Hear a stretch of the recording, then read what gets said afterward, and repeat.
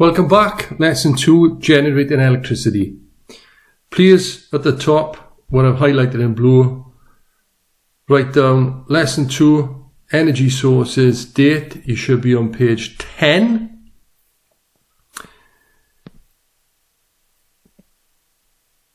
The 2 or 3 statements from the spec are these. We're looking at the advantages and disadvantages of renewable energy, advantages and disadvantages of non-renewable energy, and also the reliability, carbon footprint and output, where we compare different types of power stations in the UK. Now, we've touched upon that really in the previous lesson. Look, it's in your booklet here. We did it last lesson on page 9. If you quickly go back to page 9, now what you should have found out there, you can check against your answer, look, is that at a world level, we are using 18.2 renewables and 81.8 non-renewables. That's when this booklet was produced. Now that probably changed quite dramatically over the last few years, and needs to over the next 10-15 years to avoid global warming. We're told about that regularly in the news. So the first activity for you to do is this. Discuss and make your own points underneath. The need for energy security is much talked about in the press. What do you think this means? Come up with some reasons to explain why the world as a whole and the UK is on its own should have different proportions of electricity generated by different energy sources. So this is about the importance of not relying on one form of energy resource. Much like we have done in the past, we're very reliant as a country on coal, and we're going to look at the changing face of energy resources over the last 50-60 years in Britain in a moment. If we look at these newspaper articles, these are quite they're not recent, probably 10-15 years, some of these going back, but still the reasoning behind petrol strikes is due to the cost of petrol being increased due to tax or private companies increasing the cost of petrol, making it difficult for business owners to make a living. The risks of nuclear power plants, the risks being that there could be a nuclear meltdown like you might have heard about in Chernobyl in the 1980s in what was the USSR, or terrorist attack on a nuclear plant. And the final one here, this isn't about Richard and Judy there on the right hand side, this is about the electricity bills that can be increased dramatically by private companies. So energy security really is about having a backup plan, a contingency. If one form of energy becomes too expensive, be it wind, coal, hydroelectric, we have others to use instead. We're now going to watch a video to explain that in more detail. At the end of this video, you should be able to describe how the use of energy resources in the UK is changing. You should then be able to explain why scientists cannot control how different energy resources are used. So in this video, we're looking at energy resources in the UK.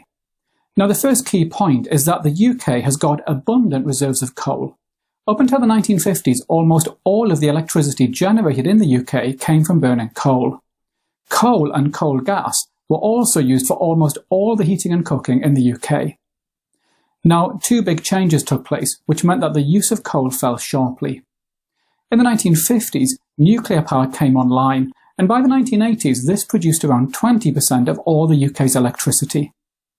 In the 1970s, the UK became a major producer of oil and gas from the North Sea, and this began to replace coal for electricity generation.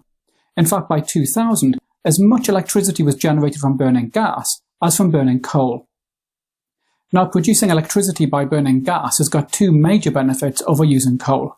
Firstly, burning gas generates less carbon dioxide than burning coal, and that contributes less to climate change. Secondly, gas-fired power stations are flexible. They can be switched on quickly during periods of high demand. Scientists call that a short startup time. On the other hand, coal-fired power stations have a very long startup time. Now, over the last few years, we've seen a major shift towards renewable power. We're going to look at that now. In the 1970s, scientists began to realize that carbon dioxide emissions from human activity could be leading to climate change. Unfortunately, at the time, politicians did not really see that as a big issue. The problem was that energy from fossil fuels was very cheap. We call that an economic factor. Switching away from fossil fuels costs money, and that could cost jobs. Over the following decades, scientists continued collecting data on climate change, and they continued warning politicians that they needed to take action. Gradually, politicians began to take climate change seriously, and in 2005 a large number of nations signed up to the Kyoto Protocol and committed themselves to reducing greenhouse gas emissions. Now, what that means is that the UK has got to get serious about generating electricity from renewable resources, and actually we're in a really good position to do that. The UK has got one of the best locations for wind power in the world. Over the last decade, the UK has opened a large number of wind farms, such as the one I'm showing you here. Wind now accounts for around 11% of the UK's electricity, and that number is set to rise even further. Other renewables are also rapidly increasing, including solar power and biofuels. Now, as we said in a previous video, there is a problem with renewables, and that's reliability. For example, wind speeds can vary, and that affects the amount of electricity generated. Now, we can address that problem in two ways. First, we need a base load. In other words, a constant supply of electricity that's on all the time. Nuclear power is ideal for this. That's because nuclear power stations cannot easily be turned on and off.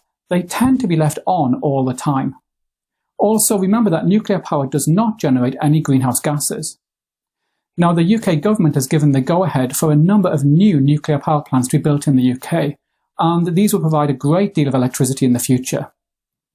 Secondly, we can use gas-fired power stations to provide emergency power in times of peak demand. As we said, the startup time for gas-fired power stations is very short, so they can be switched on quickly, providing extra electricity when needed.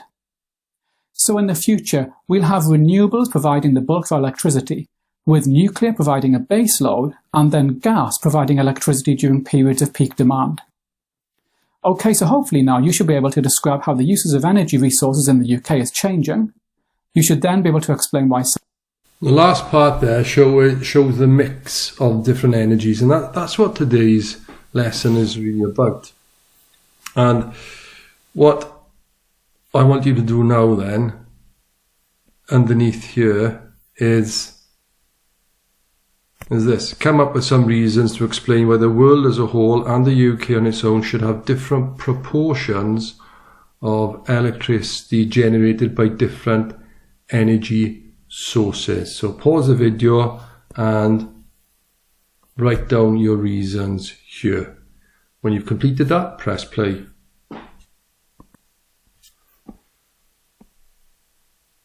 Right, when you've completed that, then there's one main activity for today, and that's comparing the different ways of generating electricity, solar, wind, nuclear, and looking at the advantages and disadvantages of each.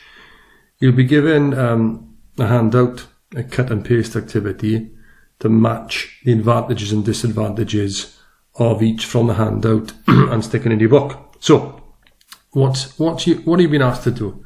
It says, in this next section, we will look at the energy generation from different energy sources.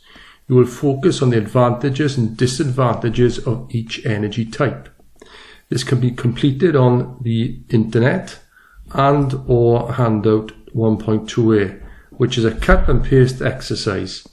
Any other information, diagram to help in your understanding of how the different energy sources generate electricity can be included in your work. So what are you doing then? Turn it over to page 11, and it also spans over onto page 12, which will be the end of the lesson. You use your handout, and this is what your handout looks like. It's just got two parts. It's got the advantages and disadvantages. And you need to match up those advantages and disadvantages to look something like this. Now, this is just an example of how you could start off. So you cut out, say, that red box there, and you'd paste that next to fossil fuels. So an advantage of fossil fuels is that large amounts of electricity can be generated cheaply. Fossil fuel power stations are very reliable. There is security of the supply of fossil fuels. And that's it for this lesson. But what I want to do now is just draw your attention before you start that activity to moving from a global level down to a local level. Here we are, like here's Pontydyl School. You can work out, perhaps, if I zoom out, where you live from there. And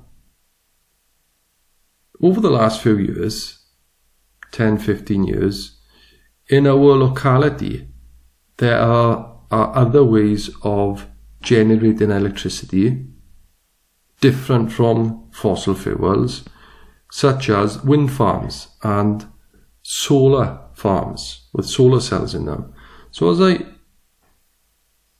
zoom out, and you can see right in the middle of the screen there, so we've gone up Pontydyl Mountain or Bont Mountain, and that's Clew Reservoir. And if you go north of Clew Reservoir, what you can see here, if we zoom in, you can see that wind farm. You can see the shadow. It's difficult to actually see the wind turbines, but obviously this was taken on a sunny day, and you can see the shadow of those huge wind turbines. So there's a wind farm just north of Pontydyl, and if we go past Clew Reservoir to the south of Clew Reservoir, I'm sure around here there are solar farms. So here we go, look, you can see what we're looking at here are hundreds and thousands of solar cells which are able to convert the sun's light energy into electrical energy.